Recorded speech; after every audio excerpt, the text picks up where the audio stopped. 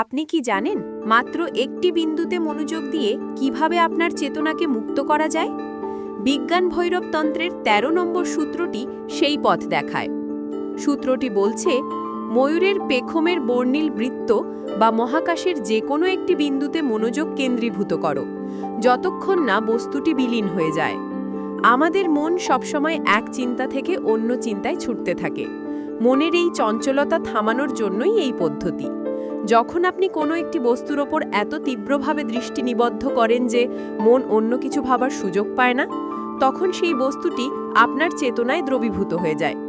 বস্তুটি বিলীন হওয়ার সঙ্গে সঙ্গে দ্বৈততা বিলীন হয়। আপনি শুধুমাত্র বিশুদ্ধ চেতনারূপে অবশিষ্ট থাকেন। এটি আত্ম উপলব্ধির দ্রুততম পথ। আজই একটি বিন্দুতে মনোযোগ দিন, নিজেকে আবিষ্কার করুন। এমন আরও গভীর আধ্যাত্মিক জ্ঞান জানতে আমাদের সাবস্ক্রাইব করুন।